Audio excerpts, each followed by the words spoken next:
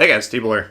Today I got to look at the G101 for you. Here I got Bay on the screen. You can see I'm trying out Sims. Sims isn't going to have a huge HP boost because it goes up per ship tier, so this is just a tier 3 ship. But I am just trying that build out in general. And how I went up with the G101, I already have the G101 Alpha, which was a reward for the Alpha testers.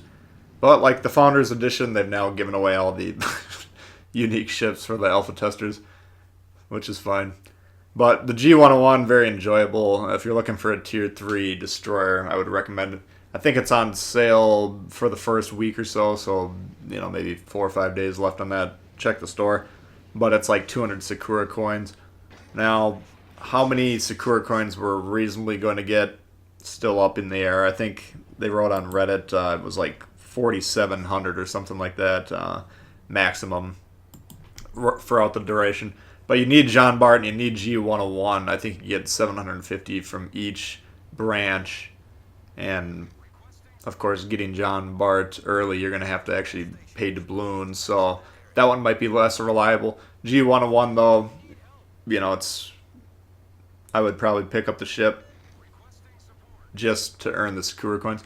I mean, what people are going to be going for is the Sashia, which is 3k, but how reasonable that's actually going to be to get, I'm not 100% sure. I have no idea. We'll see how it goes. So it's a little bit of a risk if you spend the coins to get the G101 ahead of time, but you're going to make a lot more of those coins, and you'll have a fun premium ship here, as you'll see. Now it has the forward-firing torp tubes like the V170 and what the tier 2 one is. Like it's like a V120 or something like that. So that's a fun, versatile torp setup on this. You get one per side on the front, and then you get 2 double launchers that switch back and forth, covering both sides of the ship here. Now tier 3 battleships, usually what these players are doing, they're new to the game, so once they see a target pop up on their screen, they'll zoom in on the scope, and then they'll just stay in that mode until they inevitably die. So it's very easy to torp battleships at this tier, and if you're lucky to get into games with a lot of them, then you can have a good time while administering a bad time for them. Ishizuki takes 1, takes 2, he's got a flood going.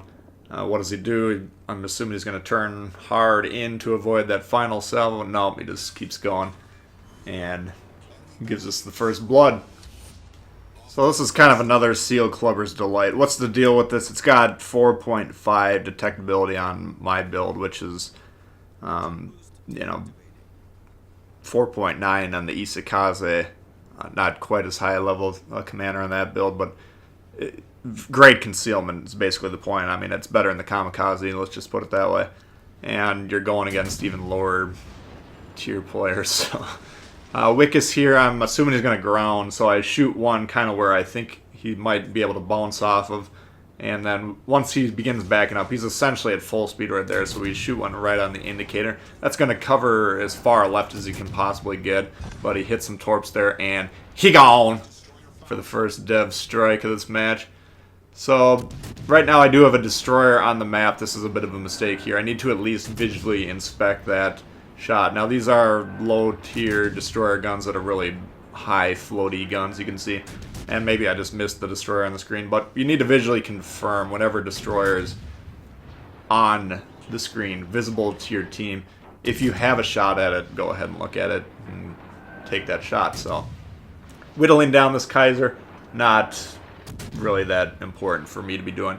In fact, this is just something to do while something else develops.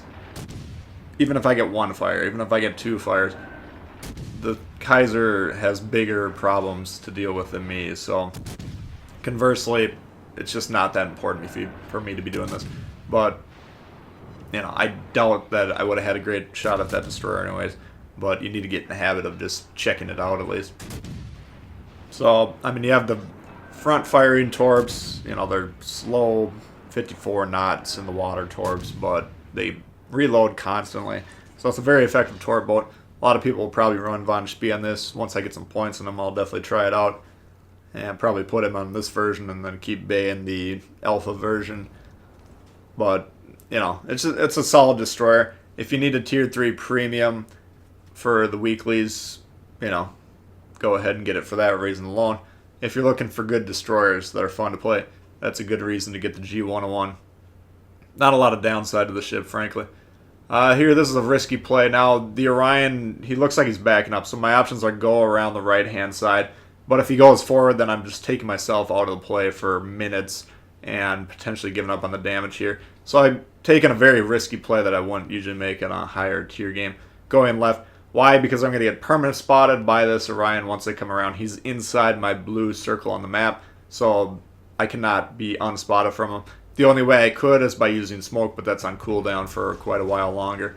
Luckily, the Orion is occupied by someone downrange there, which is fine. His secondaries are going off, which should be an alarm clock for him, but he's probably a newer player, and who knows what's going through his mind. So we're just trying to get these torps in the water and sink him as quickly as possible. Now, the other downside of, well, rushing battleships is extremely dangerous anyways, especially one like this, which could have HE loaded.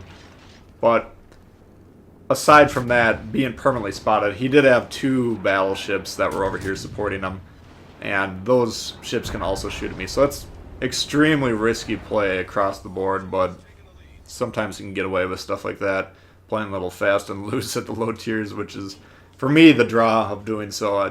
I don't usually play quote-unquote well, I guess, at lower tiers. I just try and rack up the damage and go for the lulz.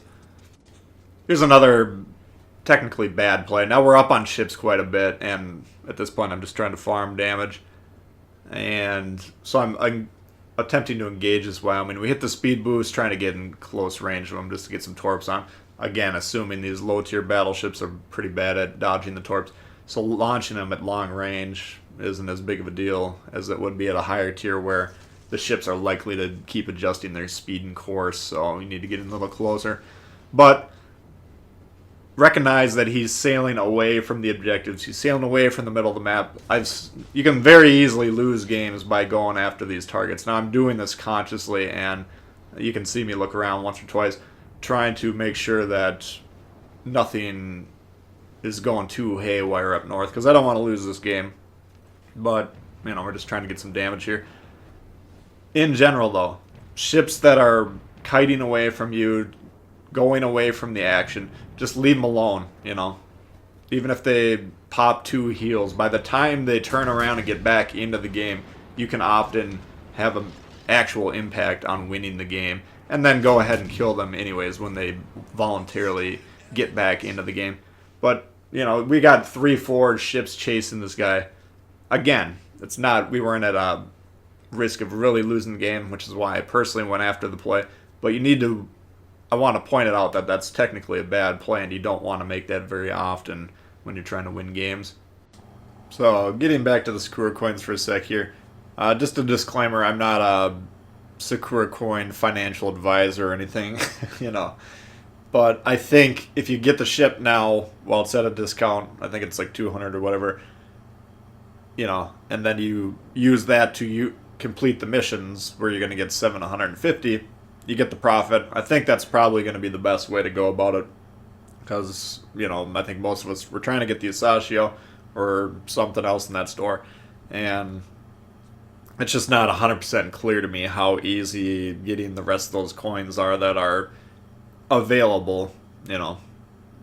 I don't know how easy that's going to be, so my thoughts: get this ship, make a profit, you know, move on. It's a great ship, and I think it'll, you know, you can just justify making the investment based on the fact that you're going to get 550 more coins than you would if you don't have access to these missions, you know. That's my thinking. Do it. Do with it what you will. Arkansas pops up. Arkansas FE, actually. That's the ultimate Seal Clubber's vessel. It should just have a pirate flag on it. You know, this was like a Tuesday night, I think, match. So the guy probably was done with his weekly Tier 3 match at this point, but maybe not. But anyway, usually the Arkansas are pretty good battleship players, or the Arkansas FE at least, because you had to get that right when the game came out. And he had to be serious enough to spend, I think it was like $100 on that package. So, in general, they're good players in that ship. G101, their G101 popped up on the right. So you see I do have my guns locked. It doesn't say gun locked on the screen because I'm in torp mode. But my guns are locked to the right, and that's the ship I'm preparing to fight. And here's another reason, you know, the anti-gun lockers always say you can do the same thing with, you know, R1 or whatever. I don't think you can lock the gun and then go to torp mode. Someone can correct me if I'm wrong there, but I'm pretty sure that's an advantage the real gun lockers have. Here, I'm somehow able to dodge torps. Doesn't happen very often. Here, their G101 pops up. Now we have a huge health advantage, and this guy, if he saw me on the screen and he saw that I had a health advantage, then he needs to really go out of his way to not get spotted by me. But regardless, we spot him, we take him out. Now, usually, or often, the support ships are going to be more dangerous than the... there we get the double strike on that Kuma or whatever it was. You know, usually the support ships are going to be more dangerous than the 1v1 destroyer scenario. Although that thing keeps spitting torps at me. But, you know, keep that in mind. Anyway, Arkansas, we're just trying to get some torps in on him. We do have the Kraken already. And we're trying to get that 6th kill. Get him in the nose. Trying to burn him down. We do end up getting the 6th kill. So G101, great ship. I think it's going to be a good thing for Sakura investors as well. So check it out. I'd recommend getting it. That's going to do it for this one. Thanks for watching. If you did like it, please hit the thumbs up. New to the channel, consider subscribing. Lots of World of Warships coming all the time. Questions for me, comments, leave them below. Love to hear from you guys. And we'll see y'all later. Alright, peace.